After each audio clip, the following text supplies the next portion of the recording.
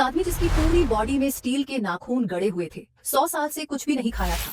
लेकिन जब उसने सुना कि कप्तान अभी भी जिंदा है, तो उसने 100 टन से भारी लोहे का दरवाजा लात मारकर खोल दिया। पास के पहरेदार डर के मारे थरथरा गए। उन्होंने देखा कि वह आदमी अपने शरीर से हर स्टील के नाखून जोर से खींचकर निकाल रहा था। तेज शोर सुनकर पवित्र योद्धा की भी ध्यान गया। जब उसने देखा कि आदमी अचानक सामने आ गया है, तो उसने तुरंत अपनी पवित्र तलवार निकालकर हमला करने को तैयार हो गया। लेकिन हवा में एक चीख गूंजी और वह आदमी बिना किसी चोट के खड़ा था। उसकी सारी जख्म पूरी तरह से ठीक हो चुके थे। पवित्र योद्धा की उलझन भरी नजरें देखकर उसने अपनी गर्दन पर एक निशान की तरफ इशारा किया और कहा कि ये असली जख्म है। पता चला कि 10 साल पहले उसे समझ नहीं आया था कि कप्तान टूटी हुई तलवार क्यों इस्तेमाल करता है। जिज्ञासु होकर वह आगे बढ़ा और उसे निकालने की कोशिश की। कप्तान ने उसे रोका और कहा कि उसे गुस्सा मत दिलाना, लेकिन क्योंकि उसका शरीर अमर था, उसे किसी चीज का डर नहीं था। कप्तान को पहली बार गुस्सा होते देखकर वह और भी ज्यादा उत्साहित हो गया। फिर अचानक एक तेज सफेद रोशनी चमकी और उसके गले पर एक ऐसे घाव का निशान रह गया जो कभी ठीक नहीं हो सका। समय बीत गया। अब वो आदमी पवित्र योद्धा को गले से पकड़ लेता है।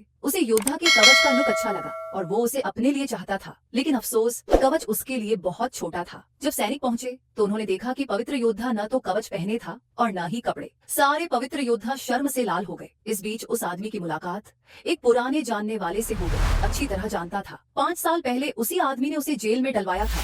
झूठ ने एक स्टील की कील निकाला और सीधे आदमी के सीने में घुसा दिया, लेकिन आदमी हंस पड़ा। फिर उसने बदले में वही कील झूठ के शरीर में घुसा दी। थोड़ी ही देर बाद वो आदमी कैप्टन से पास जेल में मिल गया। जैसे ही दोनों एक दूसरे को देखे, उन्होंने एक अजीबोगरीब तरीका से अभिवादन किया। बस उतना ही।